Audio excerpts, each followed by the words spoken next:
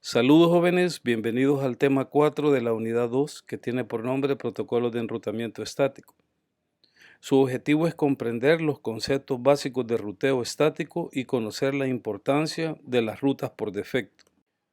El enrutamiento es fundamental para cualquier red de datos, ya que transfiere información a través de una interwork, de origen a destino. Los routers son dispositivos que se encargan de transferir paquetes de una red a la siguiente. Un router puede descubrir redes remotas de dos maneras. Manualmente, las redes remotas se introducen de manera manual en la tabla de rutas por medio de un ruteo estático. Dinámicamente, las rutas remotas se descubren de forma automática mediante un protocolo de ruteo dinámico.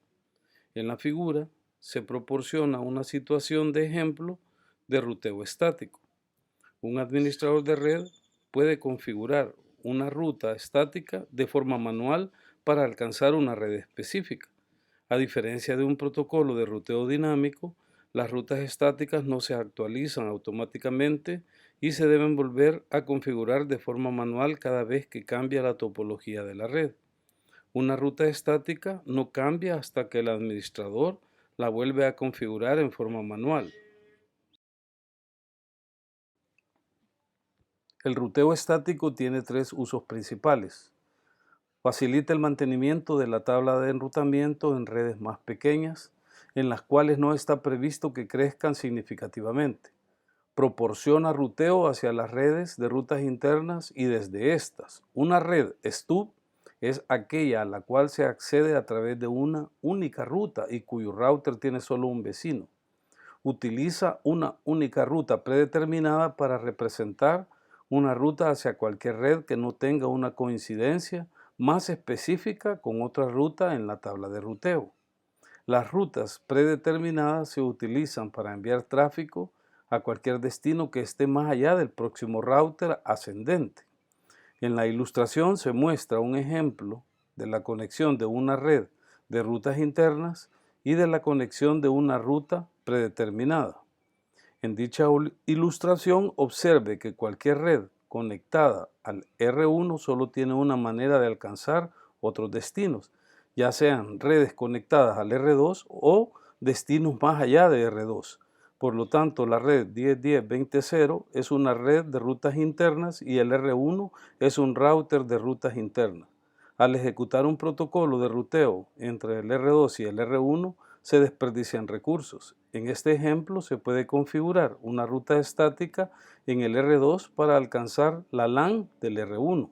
Además, como el R1 tiene solo una forma de enviar tráfico no local, se puede configurar una ruta estática predeterminada en el R1 para señalar al R2 como el siguiente salto para todas las otras redes. Las rutas estáticas suelen usarse con más frecuencia para conectarse a una red específica o para proporcionar una puerta de enlace de último recurso para una red de rutas internas. También puede utilizarse para lo siguiente: reducir el número de rutas anunciadas mediante el resumen de varias redes contiguas, como una sola ruta estática.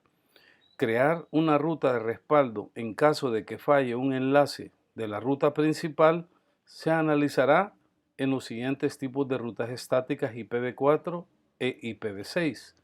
Ruta estática estándar. Es una ruta estática predeterminada, ruta estática resumida, una ruta estática flotante. IPv4 e IPv6 admite la configuración de rutas estáticas y las rutas estáticas son útiles para conectarse a una red remota específica. En la ilustración se muestra que el R2 se puede configurar con una ruta estática para alcanzar la red de rutas internas 10.10.20.0 pleca 24. En el ejemplo se resalta una red de rutas internas, pero de hecho una ruta estática se puede utilizar para conectarse a cualquier red. Una ruta estática predeterminada es aquella que coincide con todos los paquetes. Una ruta predeterminada identifica la dirección IP de la puerta de enlace en la cual el router envía todos los paquetes IP para los que no tienen una ruta descubierta o estática. Una ruta estática predeterminada es simplemente una ruta estática con 0.0.0 pleca 0 como dirección IPv4 de destino.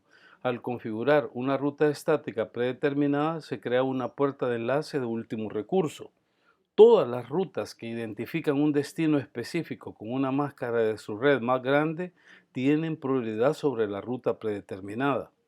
Las rutas estáticas predeterminadas se utilizan en los siguientes casos: cuando ninguna otra ruta de la tabla de ruteo coincide con la dirección IP destino del paquete. En otras palabras, cuando no existe una coincidencia más específica. Se utilizan comúnmente cuando se conecta un router periférico de una compañía a la red ISP.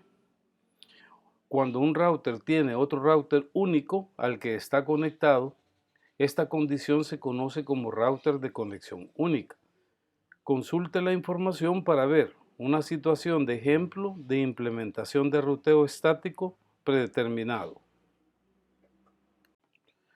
Para reducir el número de entradas en la tabla de ruteo, se puede resumir varias rutas estáticas en una única ruta si se presentan las siguientes condiciones.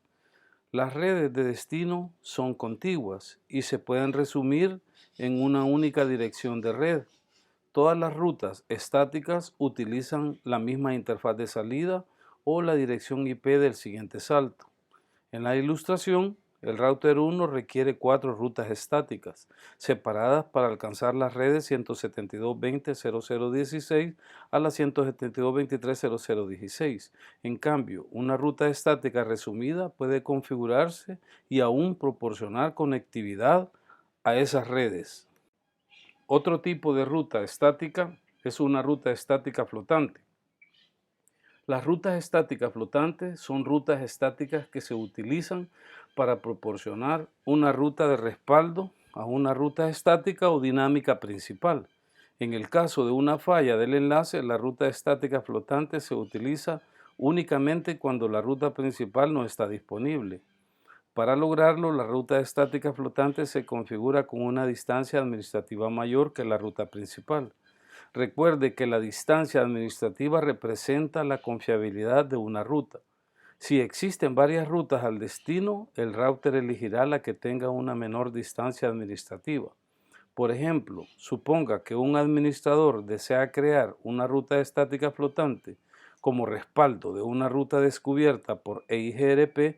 La ruta estática flotante se debe configurar con una distancia administrativa mayor que el EIGRP. El EIGRP tiene una distancia administrativa de 90. Si la ruta estática flotante se configura con una distancia administrativa de 95, se prefiere la ruta dinámica descubierta por el EIGRP a la ruta estática flotante. Si se pierde la ruta descubierta por el EIGRP, en su lugar se utiliza la ruta estática flotante. Y en la figura se puede ver que el router de la sucursal generalmente reenvía todo el tráfico al router de la oficina central HQ mediante el enlace WAN privado. En este ejemplo, los routers intercambian información de la ruta utilizando el IGRP. Una ruta estática flotante con una distancia administrativa de 91 o superior se puede configurar para que funcione como ruta de respaldo. Si el enlace WAN privado falla y la ruta IGRP desaparece de la tabla de ruteo, el router selecciona la ruta estática flotante como la mejor ruta para alcanzar la LAN de la oficina central. Las rutas estáticas se configuran con el comando iproute de configuración global. La sintaxis del comando es la siguiente. Se requieren los siguientes parámetros para configurar el ruteo estático. En el cuadro se observa dirección de red de destino de la red remota que se agregará a la tabla de ruteo, también llamada prefijo, máscara de su red, o simplemente máscara de la red remota que se agrega a la tabla de ruteo. La máscara de su red puede modificarse para resumir un grupo de redes. Además, deberá utilizarse uno de los siguientes parámetros o ambos. Dirección IP. Dirección IP del router de conexión que se va a utilizar para reenviar el paquete a la red de destino remota. Se le suele denominar siguiente salto. Interfaz salida, interfaz de salida que se va a utilizar para reenviar el paquete al siguiente salto.